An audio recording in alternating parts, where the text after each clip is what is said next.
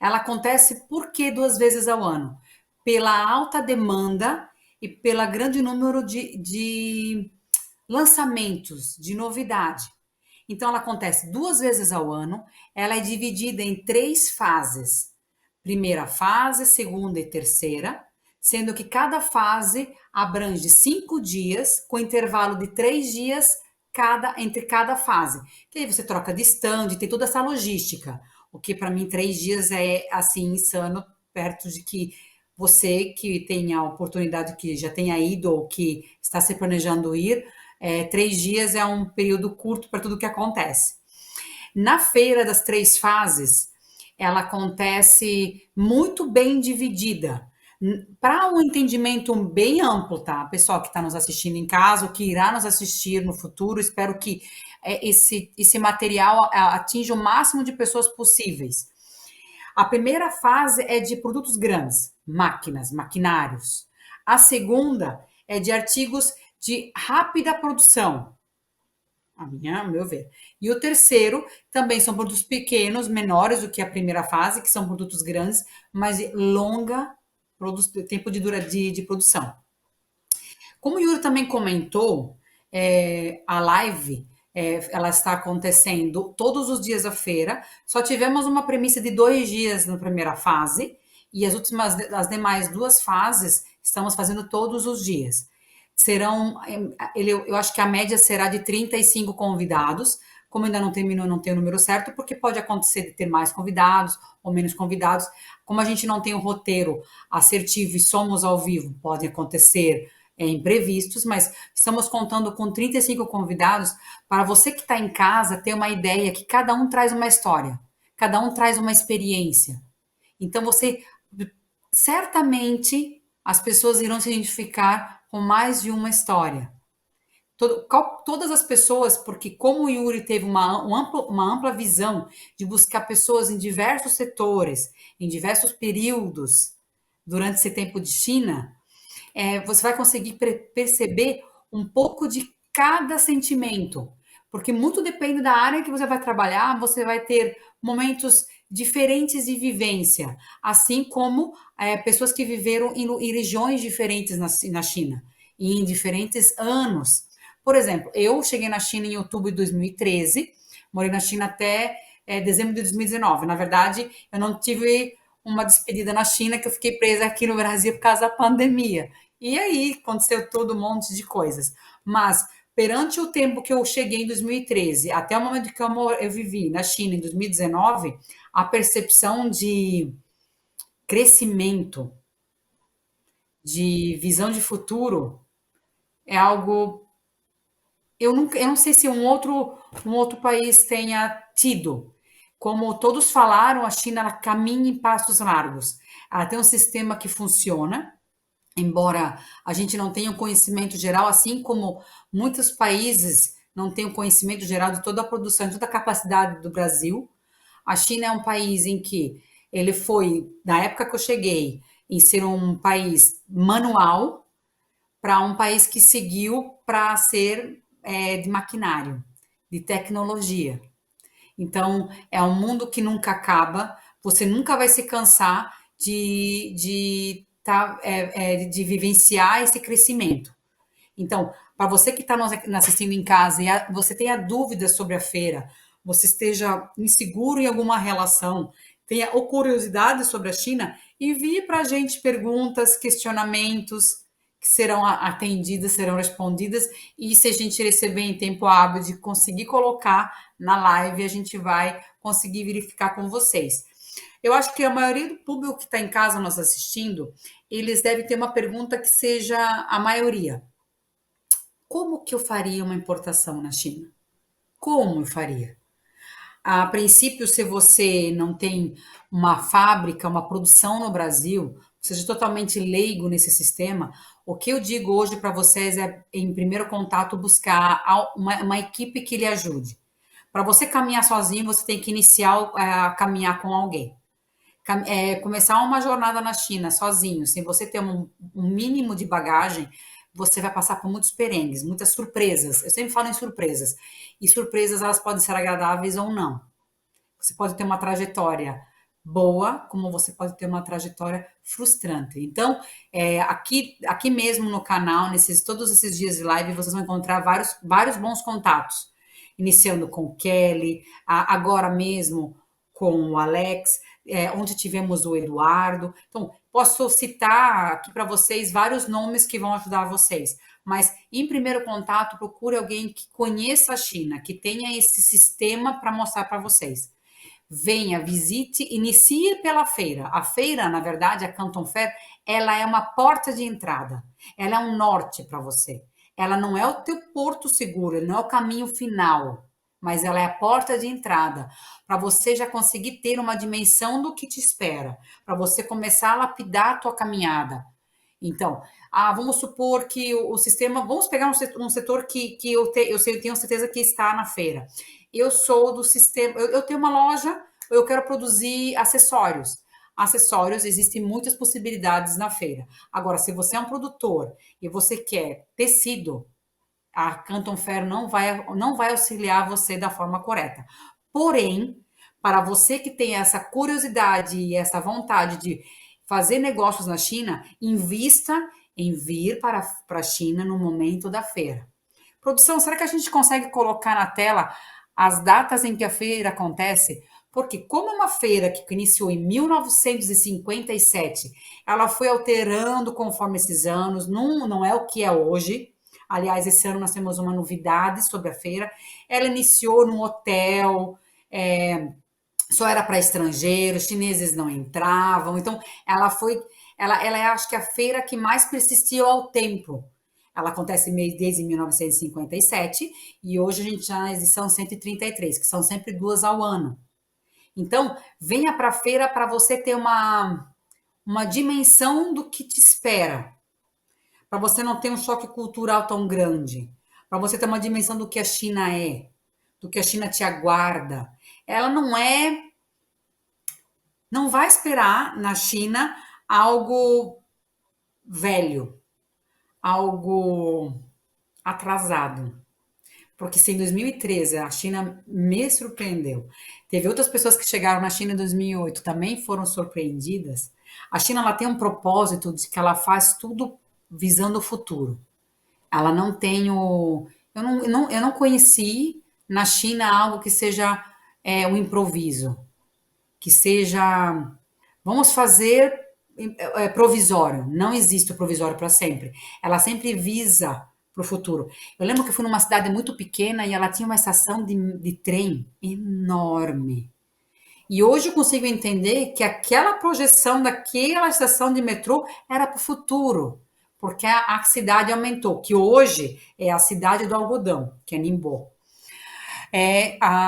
Temos agora na tela as datas que a feira acontece. A feira acontece sempre nas mesmas datas, elas não têm, a data não altera. Então você consegue se programar em comprar passagem, fazer visto, vamos começar, fazer o teu visto.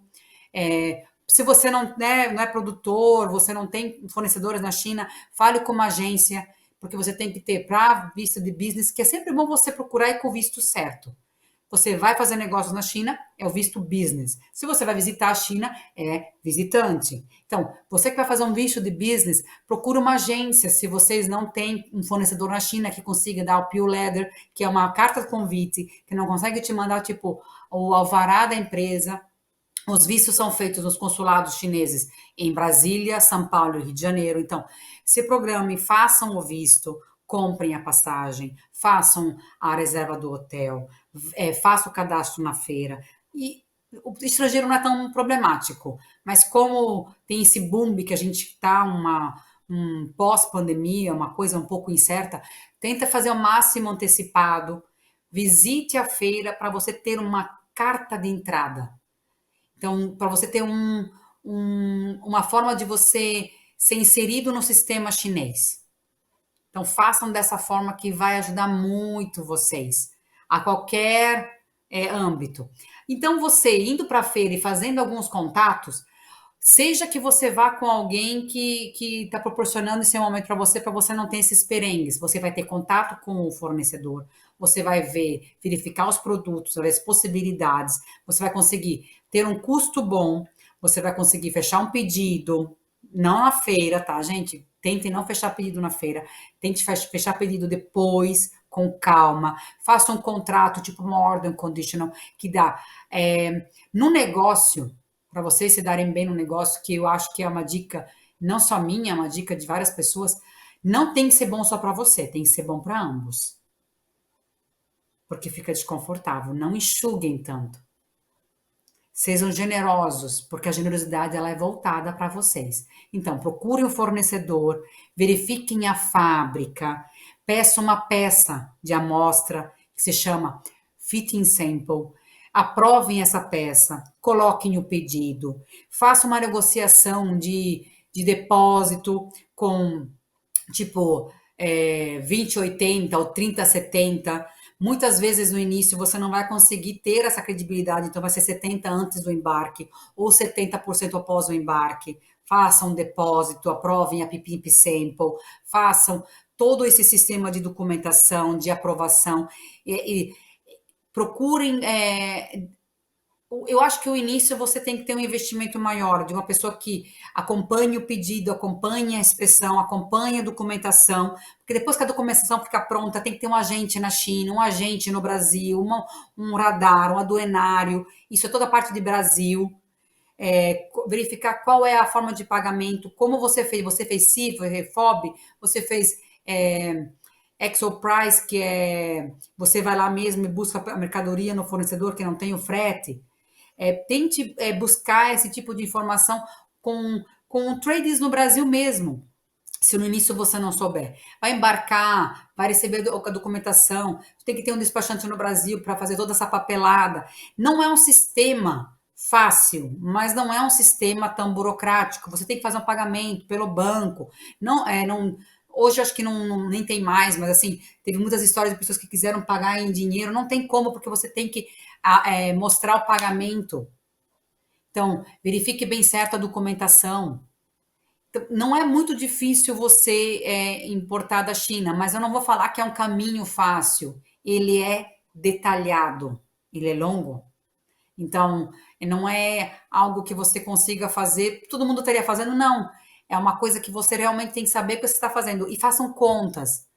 Coloque na ponta do lápis como que tá acontecendo essas negociações.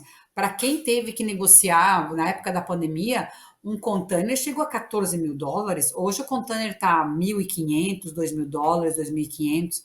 Então, assim, tem que sempre colocar na balança tudo que está acontecendo, mas as possibilidades de negócios na China, ela aumenta cada vez mais. Na pandemia, eu acho que a China ela perdeu um pouco de campo, mas ao mesmo tempo, a China deu campo para a Ásia. Ela abriu portas. Eu lembro que na minha época até a gente falava que o bordado à mão não é uma habilidade chinesa, é uma habilidade da Indonésia, da Índia, porque o chinês ele é mais ele não tem essas habilidades assim, ele é mais costura, ele é mais ativo do que o bordado. Aí o algodão também perdeu um pouco. O algodão eu acho que é mais para a China, eles fabricam mais para eles do que para exportação. Hoje, Bangladesh pegou uma boa fatia do têxtil, mas lá em 2018, na Canton Fair, eu já tinha contato com fornecedores que tinham fábricas no Vietnã, Camboja. Então, ela foi abrindo. Como agora o Alex falou, eu consigo entender um pouco mais esse sistema. Porque a gente falava, como é que esse povo todo vai trabalhar se você pega uma máquina que, vamos lá, em questão de indústria, tem máquinas que podem substituir 400, 500 funcionários? Onde é que vão parar todo esse tipo de gente? Onde é que todo mundo vai? E também tem áreas em que tem uma escassez. No Brasil, a área de costura é um campo muito escasso. Não tem, e paga muito bem, não é um salário pequeno. E na China também tem essa dificuldade de costura. Eu cheguei a ver uma calça jeans que era toda colada, mas eu acho que não pegou muito a técnica. Mas existem processos que foram industrializados. Pregar bolso, fazer acabamento interno. Agora, você costurar uma cava, fazer um decote em V, fazer uma bainha, ainda não tem a parte industrializada. Existem processos da roupa que foram industrializados, mas não todo o processo. Então, perde um pouco a potência. Porque aqui na pandemia teve um momento em que certos setores tiveram uma baixa, e certos setores alavancaram. A parte online, a parte de tecnologia, de TI, eu acho que teve um aumento muito grande na época da pandemia. Já quem era de restaurante, teve uma baixa. Então, cada crise tem algo que se sobressai e algo que é sacrificado. A China, eu acho que ela sabe lidar muito bem com isso, a Ásia toda. Então, a gente vê que o Brasil, na parte logística, por exemplo, eu acho muito engraçado porque tem que ter um pouco de. Tu tem que meio que. Uma coisa que eu aprendi na China. Na China você se satisfaz com os teus desejos com muita rapidez. Por isso que eles é um povo que tem um grande poder de compra. Eu, por exemplo, se eu tivesse a oportunidade de ter um produto e esse produto ser ofertado para a China, não pensaria duas vezes. Eu gostaria de ter 1,425 bilhão de clientes. Então, assim, vamos fazer um exemplo. Hoje você entra num aplicativo X de uma Magazine e você faz compras. Eu sei hoje que às vezes você faz uma compra e ela se divide em duas, três entregas, porque eles têm pontos, o Brasil é grande. Vamos lembrar que o Brasil é grande em extensão. Então, ele tem pontos em que eles pegam o ponto de estoque mais próximo onde você comprou para entregar para você. Por isso que às vezes tem uma ou duas ou três entregas no mesmo pedido. E aí demora, assim, sei lá, eu não moro em São Paulo, eu moro em Santa Catarina, é um pouco menor, mas assim, as compras para mim, elas estão em média de 5 a 6 dias para entrega. E quando eu morava em Guangzhou, o máximo, o máximo de período de entrega que eu esperava era 2 dias. E era bastante. Então, eles criavam o desejo daquele produto e você já saciava aquele desejo, proporcionando um novo desejo. Aqui no Brasil, não, você cria um desejo, você tem um período maior de espera, que pode ter dois lados. Uma, que você, quando recebe o produto, já não está mais com aquela intenção, ou você retarda o desejo, então as pessoas acabam consumindo menos. Eu não sei qual é a parte em que se encaixa, mas na China existe uma logística absurda, que eu acho que é uma forma de satisfazer desejos e uma quantidade grande de pessoas. Lá você encontra muito motinhas elétricas, né? Bicicleta elétrica, porque moto em grandes centros não tem. Tipo, tu não encontra uma Titan, sabe? É tudo bicicleta elétrica. E eles são os entregadores. E é uma confusão. Mas nunca perdi um pacote. Lá tem as Green Box, você deixa lá na caixinha, dá um código, você recebe um código no computador, você vai lá, lê o código que era, a bordinha abre e você pega a tua encomenda. E eu já comprei diversas vezes, já sabia, até 2 horas da tarde, até amanhã de manhã eu já recebia, às vezes eu já recebia já à noite. Então, assim, era muito fácil, muito. O tempo de você ir fazer compras físicas e buscar os produtos, você usava para você, porque a logística era muito boa. Por isso que eu acho que existe uma qualidade de vida melhor para quem viveu na China. Já no Brasil, existe um pouco de um meio de frustração, assim.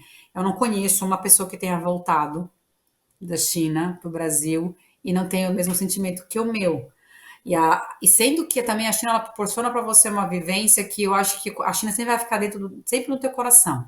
Você vai sempre vai ter um sentimento bom por ela.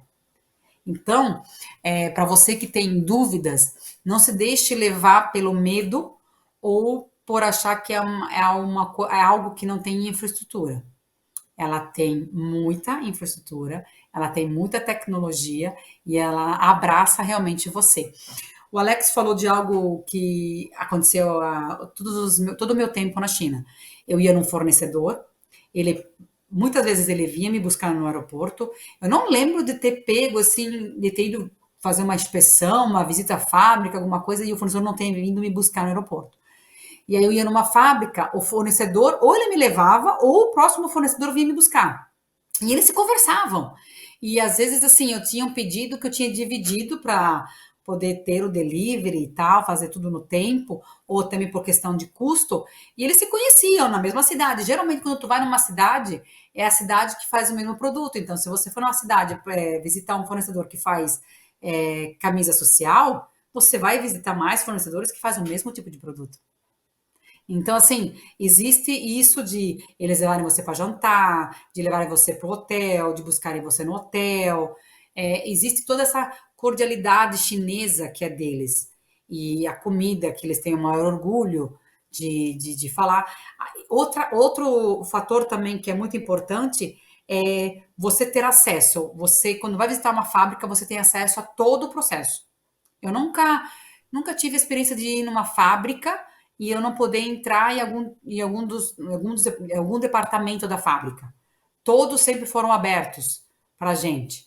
Existe os dois lados de você fazer pedido com trading ou não. Eu tive as duas experiências e eu fui benéfico e não nas ambas as experiências. Então, assim, é muito de você ter contato com o fornecedor e se sentir bem com ele, em questão de custos também. O que podemos falar mais? Agora, no momento, estamos no aguardo de imagens da feira. O Yuri agora está naquele sistema que a gente já explicou antes, né? Quem sabe faz ao vivo. A gente está testando alguns sistemas, porque na China existem alguns bloqueios, então às vezes a imagem não chega legal, o áudio não chega legal. Então a gente está fazendo mais alguns testes para dar uma melhor imagem e o melhor áudio para vocês em casa que estão nos assistindo ou que irão nos assistir no canal Valor da China, nessa preciosa, nesse precioso. Será que a gente pode chamar de documentário? Não, não é documentário. A gente pode chamar isso de experiência. O Valor da China está fornecendo para vocês experiências de várias pessoas. É muito engraçado, às vezes, ouvir alguém falar algo que você viveu, ou você vê que não é só com você que acontecem certas ações. É bom você ouvir e achar que não é só contigo que acontecem algumas coisas e que isso é possível para todos de você pegar agora, verificar isso, ver uma necessidade, ou você que já é produtor no Brasil, que já tem o seu negócio, fala assim, não, realmente eu acho que chegou o momento de eu expandir. Às vezes você vai para a China e de imediato você nem faça negócios, mas você abre a tua forma de conhecimento. Nós tivemos um convidado, um participante, em que ele falou que na feira, indo para a China, não somente na feira, mas indo para a China, melhorou a forma de negociar com os clientes dele. Então, assim, um pouco a gente pode ter como embasamento o chinês. Não é de um todo ruim, como todo mundo tende a falar. Eu tive experiências ótimas e achei os chineses incríveis, mas eu também tive momentos em que, assim como no Brasil, tem momentos também que não são tão bons, né? Uma curiosidade que eu gostaria de passar para vocês é que o chinês ele não abraça, né? Ele não abraça e muito menos cumprimenta com beijo, né? Nem pensar. Nossa, uma vez eu esqueci e eu cheguei, dei a mão e fui dar um beijo. A chinesa me empurrou. E não tive nem como disfarçar que ela me empurrou, porque assim, eu quase caí, tá? Eu me virei e falei. A primeira impressão, nossa, que grossa. Eu falei, não, não é grossa, não, ela é chinesa. Eu que esqueci que eles só dão a mão, e eles dão aquela mão, tipo, que parece que não é um aperto, sabe? É tipo, passa a mão. Passei a brincadeira, sabe? É muito engraçado. E o Yuri também mostrou que pessoas que abordaram ele na feira para bater foto, raramente chinês ri para foto. Isso acho que é uma coisa mais brasileira, mais da América, né? Mas assim, o asiático, em especial o chinês, ele não é muito de sorrir para foto. Então, você vai ver muito assim disso. Já o tailandês, ele ri mais, assim, o filipino talvez, mas o chinês, não tem esse hábito de sorrir, não. Uma informação também que eu estava verificando aqui é voos. Vocês vão verificar que em muitas buscas de voos para ir para a China, tem escala, não, tem término em Hong Kong, o que é super de boa, tá? Porque você chegando em Hong Kong, você tem várias opções para entrar na China, por voo também, ou por ferry boat, ou por carro, ou por metrô, que aí você faz uma parte de metrô, faz o border e pega um trem, ou por trem. Eu estava verificando que voos para chegada na China tem Beijing, em Pequim, Shanghai, Guangzhou, meu Deus, acho que tem mais, mas agora eu esqueci. E Hong Kong, né? Então, assim, e todos que eu tava vendo, Hong Kong, ele é mais barato. Só que você vai levar um tempo maior para chegar. Então, é uma opção sua. Eu, geralmente, os meus voos eram Emirates, com escala em Dubai, Air France, que a escala era na França, em Paris, KLM, que a escala era em Amsterdã, na Holanda, e tem Qatar, eu nunca peguei voo de Qatar. Tem Qatar, tem Ethiopian, tem American Airlines, que muito também depende do visto, né? American Airlines eu não conseguia porque eu não tinha visto americano, então não possibilitava, sendo bem do que passagens eram mais baratas. Mas eu sempre gosto de dizer para vocês que um voo bacana, um voo tranquilo, são 12 que é São Paulo, Paris, Paris, Banjul. Tá em torno de 12 horas por voo. Aí você faz aquela escala, não faça uma escala com menos de 4 horas, tá? É o mínimo 4 horas, porque pode atrasar voo, você vai ao banheiro, você vai comer alguma coisa, estica as pernas, dá tempo, você não vai sair de lá sufocado. Então, escalas menos de 4 horas não façam, é um conselho. E esses voos 12 em 12, eu conseguia dar fazer um sistema. Agora, vida, né? Um atendimento para mim fenomenal é a Emirates. Só que a Emirates, ela são dois voos e os voos não são balanceados. 14 horas e meia o primeiro voo e 7 horas e meia o segundo. Pode ter alterado, né? Porque assim a tecnologia está cada vez mais. Aquela vez eles tinham me falado que estavam estudando um voo direto. E eu não sei se eu pegaria um voo direto Brasil-China. Acho que seria um voo de 23 horas, mas eu não sei se eu pegaria, tanto por ficar tanto tempo no ar, existe uma pressurização, um sistema, então não sei se eu pegaria, mas enfim, desculpa. Então, assim, você tem que cuidar um pouco com essa parte de voo, cuidado, muito cuidado com o valor, o tempo de conexão entre um voo e outro. Às vezes você tem que trocar de terminal, atrasou o voo do Brasil, ou na volta atrasou o voo da China, aí a conexão, aí tu vai fazer um voo muito aflita. Então, assim, façam conexões de no mínimo 4 horas. Amsterdã também eu gostei. Mas entre serviços, vai de muito de pessoa para pessoa, porque tem gente que dorme o voo todo, então não tem muito disso. As naves, em questão de nave, não tem, tá? Não tem diferença. A Emirates, ela tem um caso bacana, porque eu acho que o serviço das aeromoças, né, é diferente. Quando você dorme, o teto do avião, ele fica todo estrelado. Tem toda uma magia. E eu também acho que foi a primeira vez que eu fui para a China, eu fui para o Emirates. Então é bacana. E também o valor da passagem ele difere muito com o tempo. Por exemplo, como eu ficava 11 meses na China, a Emirates ficava muito cara. Então ficava mais barato ir para o Air France. Agora, quando a minha família foi me visitar na China, eles foram para o Emirates, que era mais barato do que para a Air France porque era um período mais curto. Então, eu acho que a Emirates ela tem um preço melhor até 2 meses, assim. Ah, vou viajar, vou ficar 2 meses na China, a Emirates ela ganha de preço.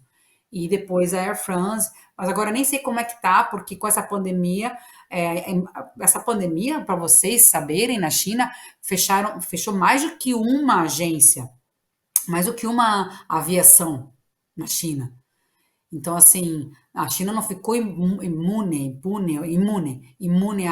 ao Covid, sabe? Então, todos nós sofremos com o que aconteceu. Mas verifiquem, assim, muito voo, a conexão, os horários, com o seu visto. Aí também tem um cartãozinho que você vai preencher na hora. Hoje, uma coisa que aconteceu já anteriormente, eu vivi esse processo.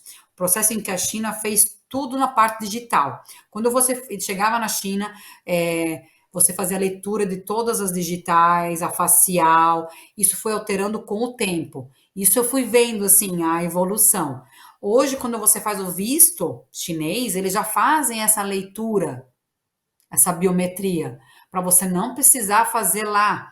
Porque, meu, no começo tinha muita fila. Até eu lembro de uma vez que eu saí, não sei por que motivo, eu voltei para a China e tinha um grupo, gente, um grupo de idosos, todos estrangeiros, tá? Não eram chineses, eram estrangeiros. E eu lá com a minha malinha esperando, né? Que são vários guichês, antes de você chegar na parte da imigração, tá, gente? É ali naquele espaço em que você sai do avião, faz a imigração, pega a sua mala e vai embora. É antes, saindo do avião. E vários idosos eu lá esperando, assim, sabe? Esperando, esperando. E ela fala, a máquina, né? E engraçado, gente. A máquina fala a língua que você. Não, isso não. A máquina ela fala inglês, só que ela é muito de mostrar, tipo, qual é o dedo, qual é a mão e tudo. E eu ajudei, aquele dia eu me senti um pouco mais perto do céu. Eu ajudei vários idosos a fazer. E aí eles perguntaram: você já fez? Eu falei: eu já fiz. Mas conforme você, que eu já tinha feito, na verdade, eles não deixavam de eu não precisar fazer mais. Eu só precisava fazer duas digitais antes de entrar. Até no final, em 2019, eu só tinha que fazer o polegar direito ou esquerdo, polegar. Mas no início eram todas. E quando você chegava no guichê, olha como a China ela pensa. Ela pensa. Chegava lá, quando ele pegava meu passaporte, fazia a leitura do meu passaporte, a maquininha que eu tinha que eu tinha que responder duas perguntas, ela falava em português. A maquininha falava conforme o passaporte que ela tinha feito a leitura. Eu achei aquilo genial, porque ela perguntava, ela não me lembro das perguntas que eram, mas eram duas perguntas ela fazia na língua. Sabe por que eu sei? Porque eu estava num guichê em português e o guichê do meu lado, a pessoa era americana e falou inglês. Então, por isso que eu sabia.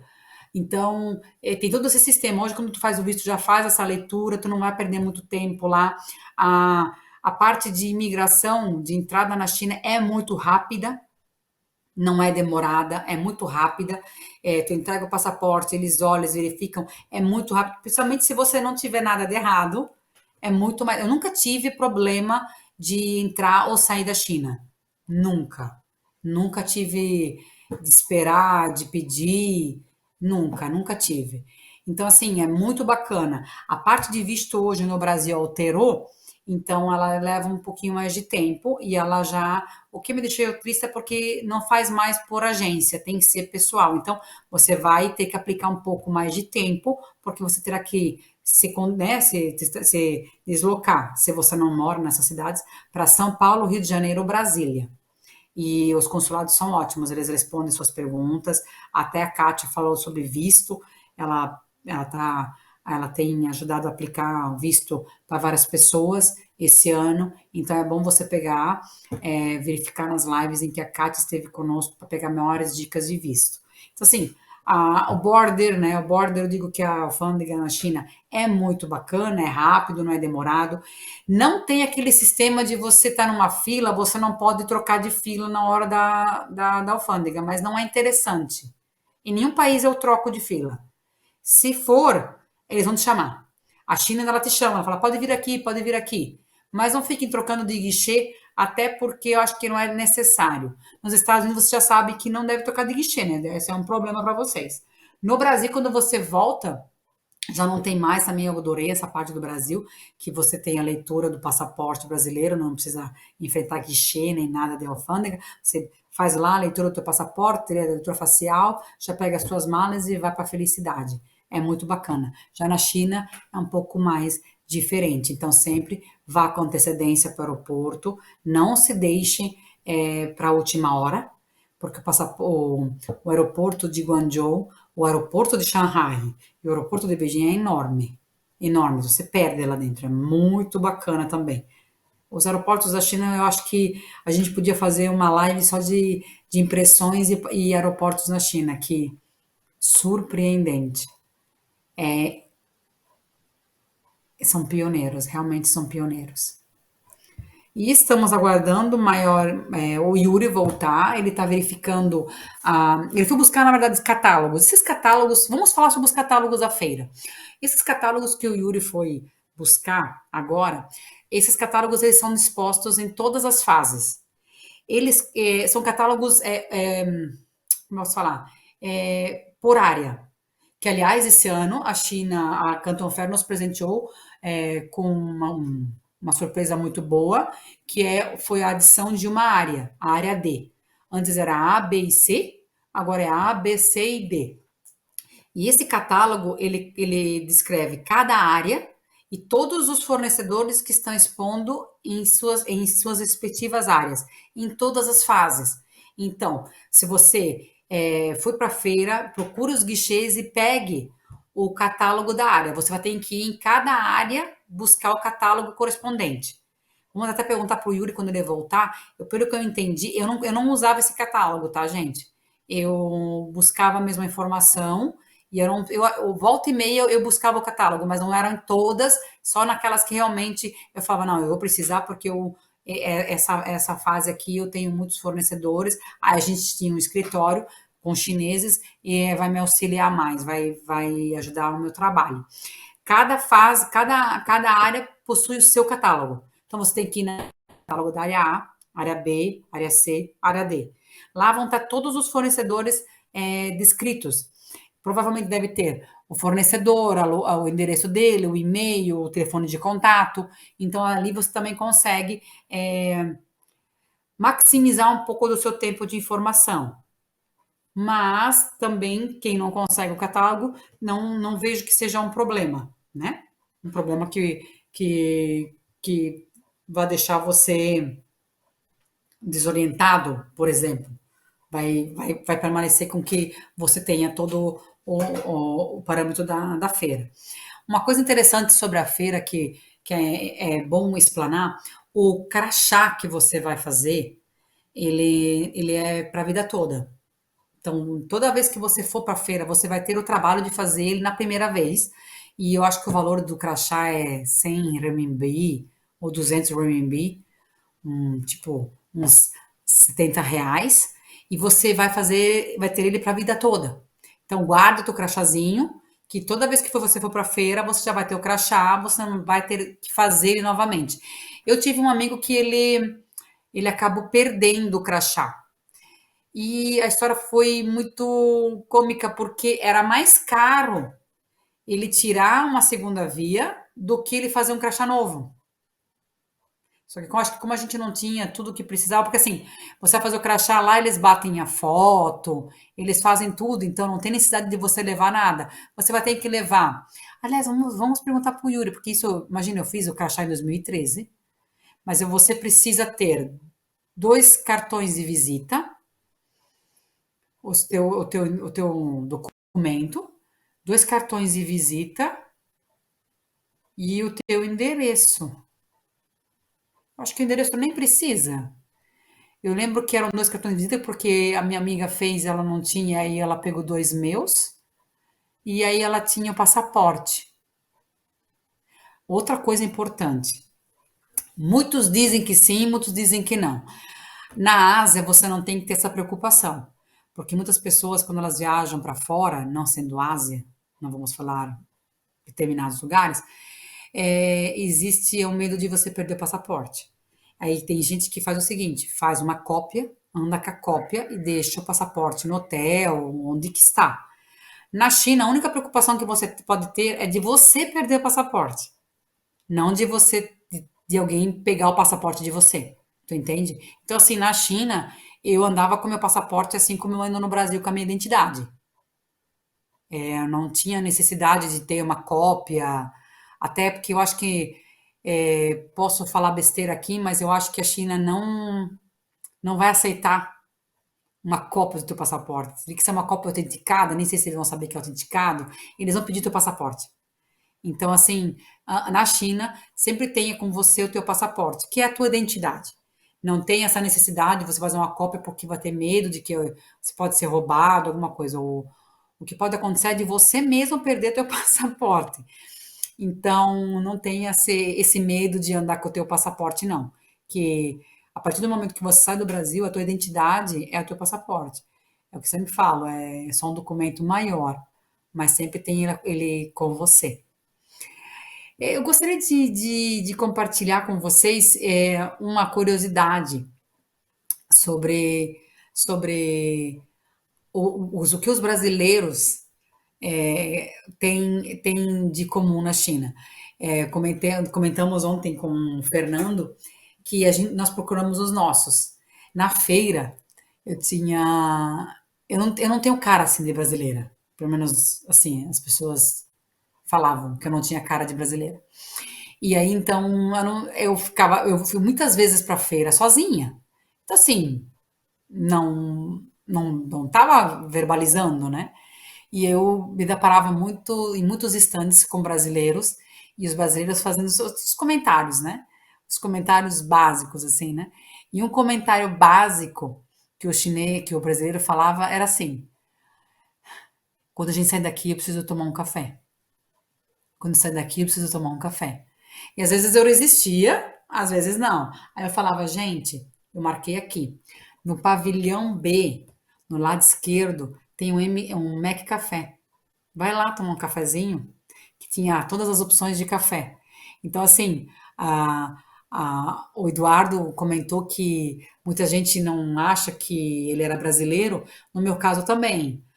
Ou eles achavam que eu era russa, ou que eu era europeia, mas brasileira, nunca. Acho que uma ou outra vez eles falaram que eu sou brasileira. O Yuri, a gente tem que perguntar pro Yuri, porque eu acho que o Yuri também não deve ter a, o semblante de brasileiro também, não. Ele não deve ser confundido com brasileiro, ele deve ser confundido com, não com brasileiro. Eu morei com um rapaz e eles falavam, ele é brasileiro, só porque ele tinha a pele mais escura. Você não é brasileira.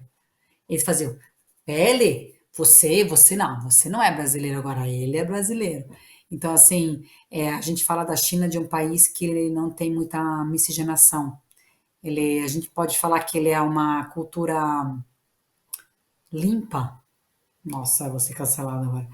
Ele é uma raça pura. Meu, agora foi cancelada mesmo. Eles não têm muito essa miscigenação. Eles têm muito disso, assim, né? Então, o brasileiro, até então, era um dos passaportes mais valiosos, porque qualquer um pode ser brasileiro. Nós não temos uma raça definida, nós somos uma miscigenação, sabendo que, né, os primeiros brasileiros são indígenas, mas a gente foi fazendo uma miscigenação tão grande que qualquer pessoa pode se passar por brasileiro. Agora, já para o chinês, né, não é tão habitual uma pessoa, né, chegar e falar, olha, sou brasileira, sou chinesa. Ela agora está acontecendo, mas até décadas atrás não existia essa miscigenação. Produção, será que temos alguma imagem do Yuri? Não. Estamos, para você que está em casa nos assistindo, nós estamos no momento em que o Yuri fez uma troca de equipamentos, que a cada dia, vocês viram que hoje a imagem estava muito bonita, né? A cada dia estamos melhorando o sinal para enviar para vocês boas imagens.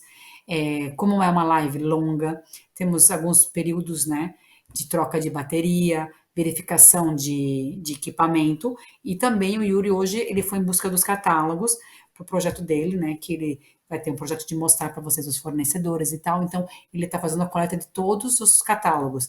E lembrando que a feira tem 4 áreas, área A, B, C e D. Então, ele está buscando os catálogos nas 4 áreas, tá certo? Então, por isso que eu agora, vocês estão aqui com a minha humilde pessoa e nós estamos aguardando imagens da feira com o Yuri. Lembrando a vocês que hoje teremos Hoje, lembrando a vocês que teremos mais uma convidada. Não vamos falar participante, né? É convidados. Temos que pensar que são convidados que estão compartilhando conosco experiências que tiveram na China. Vocês terão mais de 35 ideias, mais de 35 vivências. E eu tenho certeza que você que está em casa nos assistindo vai se encaixar em alguma dessas vivências. E ela pode ser algo que deixe você com um desejo que faça com que você tenha maior vontade de conhecer a China, de fazer negócios, de ir visitar. Então, sempre sejam ligados no canal Valor da China. A produção falou comigo, mas eu não ouvi muito bem.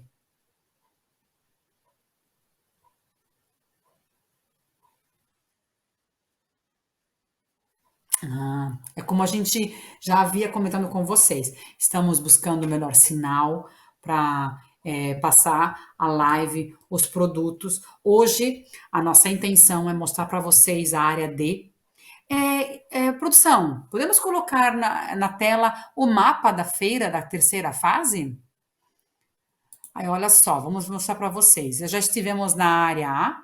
A área A é muito ampla. Estivemos na área 1.1, 2.1, 3.1. Ontem tivemos na 4.2. Já estivemos na área B, que era de malas, bolsas. Tivemos uma breve passagem e interessante sobre fitness, sobre lazer. Ontem estivemos na área C, essa parte de home têxtil, ela é de cama, mesa e banho, toalhas, artigos para banho. E hoje a nossa intenção é mostrar para vocês a área D. Mostrar um pouquinho, uma fração do que a feira é. A área D é sobre calçados e sobre comida. Eu particularmente reservava um espacinho na agenda para a área de comidas. Eu experimentei. Foi lá que eu experimentei o café da Malásia. Foi lá que eu experimentei um cookies de tofu. Não sou uma pessoa mais certa para falar de tofu. Tofu é uma das comidas mais originais da China, só que não teve uma caída boa em mim. Lembrando que na China também, hoje, a intenção é mostrar os sapatos. São sapatos lindos, mas o Brasil ele tem um sistema de proteção de fabricantes nacionais. Eu acho justo, acho certo, acho bom. Mas também acho que a gente devia ter um governo que cuida também em diminuir impostos e não aumentar eles para nós. Mas não vamos entrar nessa aba aqui, que não é o que o canal Valor da China está propondo. Os sapatos eles têm um antidumping, que é essa taxação que protege o produtor nacional. Esse antidumping é sempre bom você verificar, porque está sempre em constante mudança. Por exemplo, eu vi que teve agora antidumping aprovado em fevereiro desse ano. Renovou, postergou o antidumping. Coisas que eu sei que tem antidumping é caneta, caneca, em geral uma porcelana. O que me chamou a atenção foi que escova de cabelo tem antidumping, sapato tem antidumping, algo de borracha tem antidumping. Então é sempre bom você verificar. E acredite se vocês quiserem, mesmo com antidumping, às vezes o produto importado é mais barato que o nacional. Então, assim, não deixem de fazer a pesquisa. Sempre, e quem quer fazer importação, eu sempre acho que você tem que fazer um investimento, que é uma pessoa que consiga fazer para você uma conta de produto final e depois com o teu gerente, com a tua parte de financeiro, o teu markup e fazer uma pesquisa de mercado. Tem que ter estudo, não existe milagre. Sabe aquela coisa, é um negócio da China? Eu levo muito em consideração que quando eles falam essa frase, é porque a China tem N possibilidades, mas você tem que saber aplicar. Gente, bora estudar, bora verificar. Não existe milagre, porque se existisse milagre, eu ia usar. O Yuri ia usar. Todos esses 35 participantes iriam usar. Então, o que a gente pode fazer para vocês é encurtar tretas, mostrar caminhos, mostrar possibilidades, mas muito trata do que você quer investir e como você quer esse retorno. Então, assim, uma parte em que o Fabiano falou ontem foi muito engraçado. Eu não falo dessa forma, e eu não sei se eu vou lembrar como ele falou. Aqui a gente quer um produto europeu, mas quer pagar como africano, né? Entenda, mas o brasileiro, ele tem uma habilidade de querer comprar um produto A e pagar C. Gente, isso não existe. Qualidade é qualidade. Embora uma peça, por exemplo, de roupa, ela tem que ser confortável, ela não pode encolher e ela não pode soltar cor, isso não é um adjetivo da peça, isso já tem que ser, é embutido. É que nem você comprar um sapato e falar para a pessoa comprar porque ele não te machuca. O mínimo que ele tem que fazer é não te machucar. Qualidades são um sapato que tem maior durabilidade, um acabamento melhor, um conforto, algo ortopédico. Mas, por exemplo, esse casaco aqui é um casaco que ele não pode ser desconfortável, ele tem que estar costurado, ele não pode encolher, ele não pode soltar tinta. Isso é o mínimo. O máximo é agregar valores a ele. Ah, ele é um tricô que não forma bolinha em atrito, ele tem uma umbridade maior, ele seca com mais facilidade. Vocês entendem? Então, assim, quando vocês querem botar um plus no teu produto, automaticamente é que nem quando você vai comprar uma pizza e você quer acrescentar catupiry. Vai acrescentar no preço?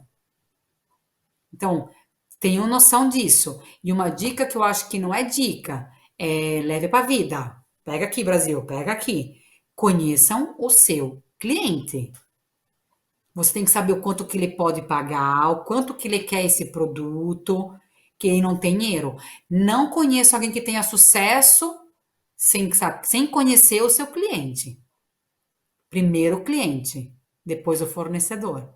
Você tem que conhecer ambos, mas sem o teu cliente não existe. E outra coisa, é que nem você ir viajar e não ter visto. Uma coisa que eu me deparei esses anos, teve uma pessoa que falou para mim assim, não, mas eu vou para a China, eu tenho visto americano. Eu falei, não, você não está indo para a América, não, meu querido, está indo para a Ásia. Você tem visto sim. E não vai achar. E detalhe, na verdade, você não conseguiria nem embarcar. Mas vai que existe. Sempre existe, falhas, elas existem o tempo todo. Vai que você consegue embarcar, você não vai entrar. Então, assim, tem que ter um processo. Tem que ter. Hoje eu estava assistindo um podcast em que. Dois em Washington. O cara é fera. E ele falou: não existe. É muito bom você ter sonhos grandes, mas não adianta você ter sonhos grandes se você não tem um planejamento. Sem plano, o sonho é só sonho. Então planeje. Planeje. Pega a sua pipoquinha, gente, pegue sua bolacha recheada, ou pegue seu muffin, e você que é fitness, pegue sua melancia, assista, maratone todos os dias de live, anotem, façam seus questionamentos, enviem perguntas e faça o seu planejamento. Tenha sonhos grandes, mas tenha um plano. Sem um plano, o sonho é só um sonho. Ele não vai sair do papel, tá ok? Me senti uma coach não, coach é coisa do passado. Me senti uma incentivadora de sonhos. Ai, gente. Vamos verificar aqui, temos mensagem. Gente, eu viro assim para baixo às vezes porque a gente está sempre em contato com a produção, com o Yuri. Para vocês que estão nos assistindo, irão nos assistir. Eu estou no Brasil, a produção está no Brasil, e o Yuri está na China. Então, existe todo esse processo de comunicação. Agora, vocês estão comigo, oi, e o Yuri está estabelecendo uma boa conexão. Como vocês sabem, a China ela tem, além de ser muito distante, ela tem alguns bloqueios de internet, então a gente está procurando a melhor conexão para enviar para vocês a melhor imagem e o melhor áudio. E também aproveitando, ele foi buscar os catálogos do Yuri e ele foi fazer troca de equipamentos. Como vocês sabem, a nossa live é uma live longa e ela tem que ter esses reparos durante o processo. E também, como eu já comentei com vocês, a partir do momento que a gente dá um ok gravando, a gente não tem como fazer teste. Então, os testes eles acontecem no ao vivo, tá ok? E estamos falando diretamente do canal Valor da China. na live da Canton Fair. Canton Fair que acontece no outro lado do mundo, na parte da Ásia, num país chamado China, numa cidade chamada Guangzhou. É a maior feira multissetorial do mundo. Multissetorial é porque ela abrange vários setores, não todos, ponto. E agora estamos verificando se está funcionando.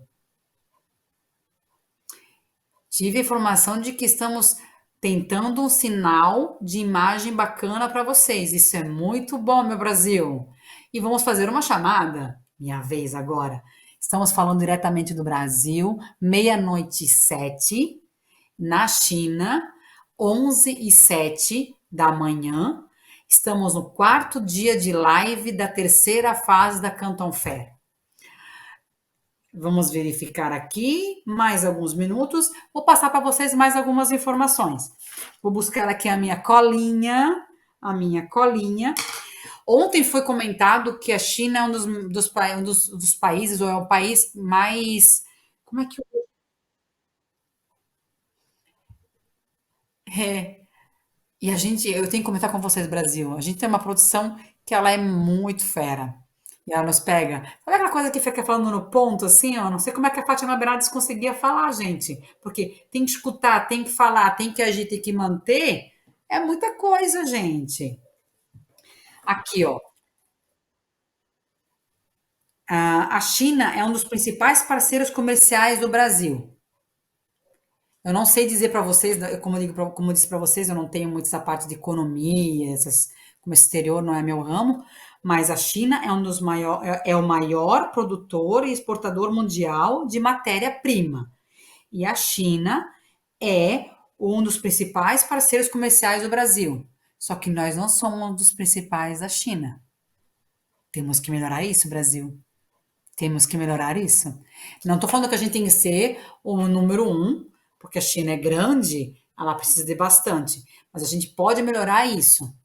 Vamos melhorar. A gente viu com todos esses participantes que nós tivemos, enriquecendo muito todos os dias de live, que existe uma carência muito grande de marketing no Brasil.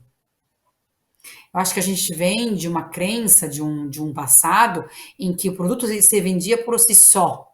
E hoje não é. Ainda mais com esse boom da área digital, isso é, eu sei que deve ser um pouco complicado, que para mim é complicado, então eu me coloco na visão de muita gente, mas a gente tem que ver que isso é algo que precisa ser estudado.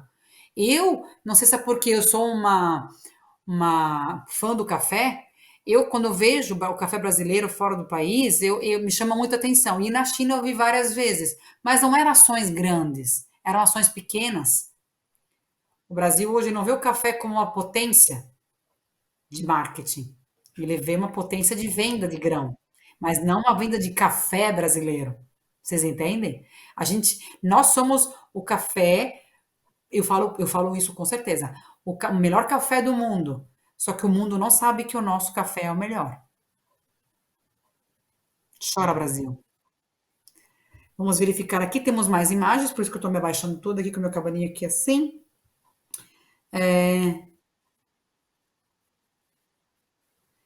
Estamos fazendo os últimos ajustes com o Yuri.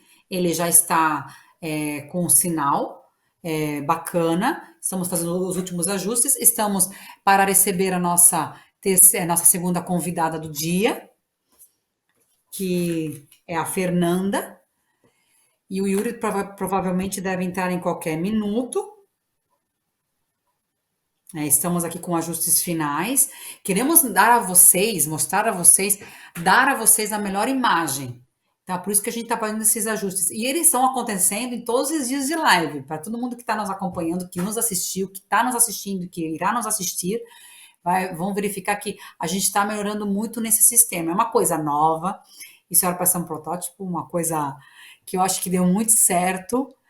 Tende a muito ser melhorado com você em casa nos orientando, fazendo perguntas, nos dando dicas de como a gente pode estar passando para vocês de uma forma mais eficiente, uma forma mais bacana, mais assertiva, objetiva. Envie para nós suas perguntas, seus questionamentos, seus elogios, São muito bem-vindos ao calor, ao valor, ao canal. Gente, já é nem a meia-noite, eu já comecei a travar. No canal Valor da China. Estamos nos ajustes e verificamos um pouco, estamos aguardando imagens da feira, que eu achei a feira, temos que ser, tenho que ser sincera com vocês, é, a terceira fase é a fase que eu sempre estive presente desde 2013 e ela sempre foi muito cheia, aos meus olhos, né? Sempre muito cheia. E eu senti uma queda. Fiquei surpresa, tanto é que eu não tinha um contato muito grande, eu fui poucas vezes na primeira fase, mais vezes na segunda, mas não tanto quanto na terceira, e eu fiquei muito surpresa com a quantidade de pessoas, de visitantes que estavam na primeira fase. A segunda fase também, não tão cheia quanto a primeira, mas muito,